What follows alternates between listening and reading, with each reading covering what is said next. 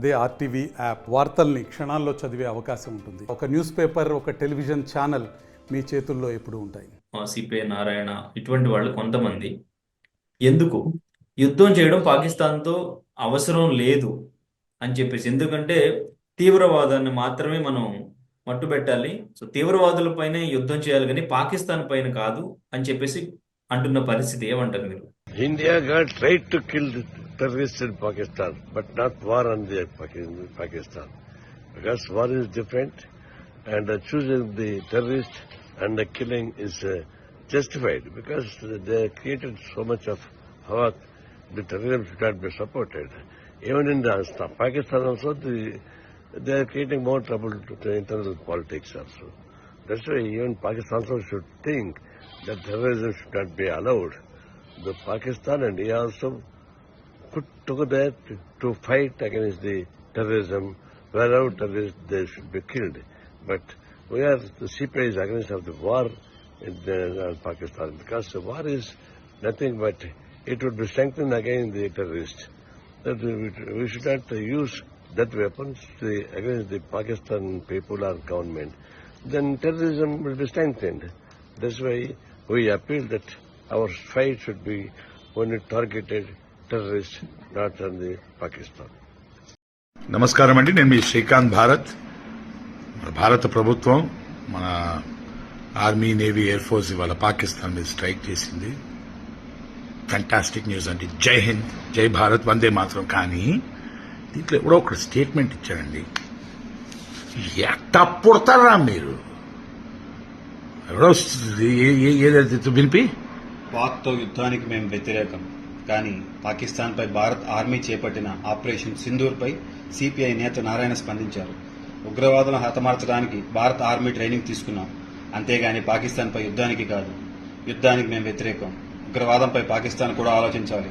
ఉగ్రవాదాన్ని నిర్మూలించడానికి భారత్కు సహకరించాలి అని పేర్కొన్నారు. ఎవడు అడిగిండ్రా నిన్ను? ఇక పాకిన కొడక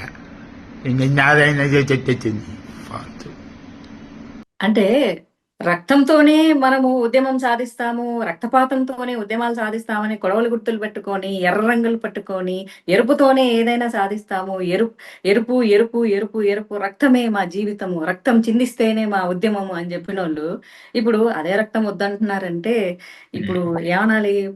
పాము వచ్చేసేసి నిజంగా అర్జెంటుగా నేను విషంగా అక్కడ మానేశాను, నేను కావాలంటే చూడు నేను పాలు కక్కుతున్నాను అన్నట్లుగా ఉంటుంది.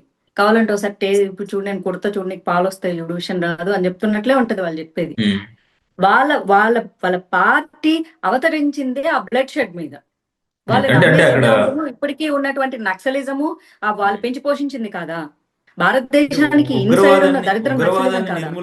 ఉగ్రవాదాన్ని నిర్మూలించాలి, దీనికి పాక్ కూడా సహకరించాలి భారత్ కి అని చెప్పేసి ఆయన కామెంట్ చేశారు. అంటే ఉగ్రవాదులు పాకిస్తాన్ వాళ్ళు కాదనా, లేదంటే ఏంటి? అంతే కదా. కానీ ప్రపంచానికి తెలుసు ఉగ్రవాదం అంతా పాకిస్తాన్లోనే ఉందన్న సంగతి తెలుసు. ఇప్పుడు అమెరికా 20 hours స్కూల్ చేసినప్పుడు మరి బిన్ లాడెన్ ఎతికెత్తి పట్టుకుంది, ఆడు పాకిస్తాన్ ఆడా లేకపోతే ఎక్కడ ఎతికి పట్టుకొని చంపేశారు? ఇప్పుడు వీడున్నాడు కదా మసూదా, ఏడుస్తున్నాడు కదా, ఆడి ఫ్యామిలీ మెంబర్స్ 13 people చచ్చిపోయారని.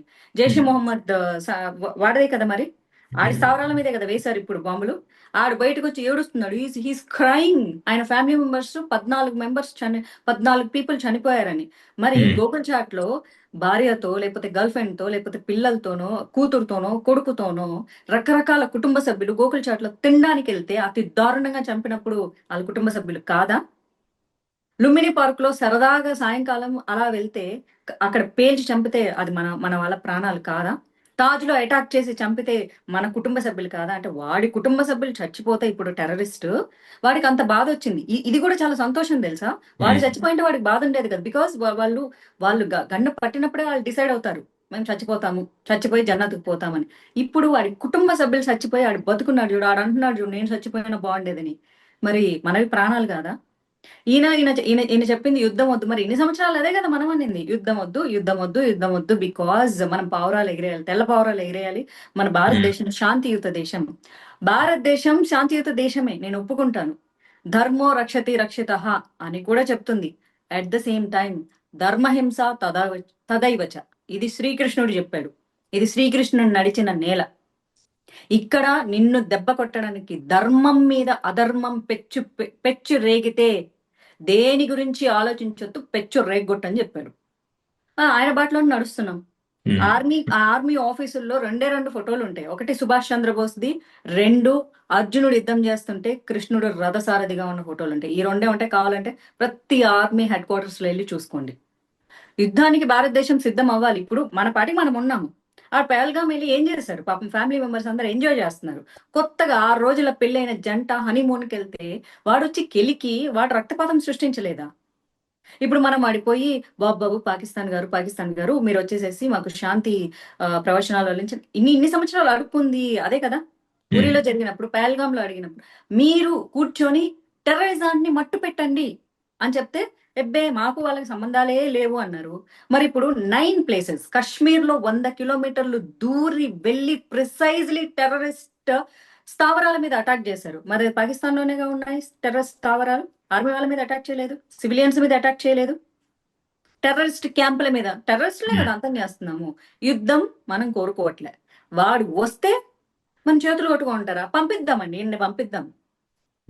అయ్యా కానీ కొడవలు అన్ని పట్టుకొని అన్ని వెళ్ళండి, అయ్యా మీరు కొడవలు పట్టుకొని వెళ్ళండి. మేమైతే ప్రస్తుతానికి 9 ప్లేసెస్ లో టెర్రరిస్టులని అటాక్ చేసి చంపేసినాము. ఓకే. ఒకవేళ వాడు యుద్ధానికి పాకిస్తాన్ వాడు వస్తే ఈయన పంపిద్దాం ఫస్ట్ నెగోషియేషన్ కి. He will go and talk that shanti. ఎవరైతే దీనికి అగైనెస్ట్ గా మాట్లాడుతున్నారో యుద్ధం వద్దంటే భారతదేశానికి కూడా యుద్ధం వద్దు. భారతదేశం ఆల్సో నాట్ రెడీ ఫర్ యుద్ధం, తెలుసా? అంటే అన్ని మనకి అన్ని దేశాల నాయకులు కూడా శాంతితో ఉండండి, ఈ సమయంలో యుద్ధం చేయడం కరెక్ట్ కాదు అని చెప్పేసి కూడా అన్ని ఎవరు దేశాల చెప్పలేదు? నాయకులు ఎవరు చెప్పలేదు? అంటున్నారు. ఈవెన్ ఎవరు చెప్పారు? ట్రంప్ దగ్గర నుంచి సో అందరూ కూడా అంటున్న ట్రంప్ పరిస్థితి. దగ్గర అంటే ఏం ఇప్పుడు చెప్పలేదు. పాకిస్తాన్ కి సపోర్ట్ సపోర్ట్ ఇండియా చేస్తున్నారా? అన్నారు. ఉమ్, వి సపోర్ట్ ఇండియా అన్నారు. మీరు శాంతిగా ఉండండి అని అమెరికా రాయబారాలు ఏం పంపించలేదు. And um, Modi is the toughest negotiator that Trump said. Okay. ఏ విషయంలో అయినా టఫ్. ఆయన ఒకసారి చెప్పాడు కదా, మోడీ ఏమన్నా సపోర్ట్ కావాలంటే మేము అందచేస్తామంటే we know how to deal. మాకు తెలుసు, మేము భారతదేశం ఎగ్జాక్ట్ గా ఆయన ఇంగ్లీష్ లో చెప్పిందని తెలుగులో చెప్పాలంటే భారతీయులకు పుట్టుకతోనే తెలుసు యోధులుగా ఉండటం. ఉమ్, మాకు ఓకే. తెలుసు ఈ అణచివేత మాకు ఎలా ఉంటుందో తెలుసు, దాని మీద పోరాటం చేయడం కూడా మాకు తెలుసు. మరిన్ని వీడియోస్ కోసం ఛానల్ ని సబ్స్క్రైబ్ చేయండి. లేటెస్ట్ అప్డేట్స్ కోసం వాట్సాప్ ఛానల్ ని ఫాలో అవ్వండి. ఆ లింక్ డిస్క్రిప్షన్ లో ఉంది.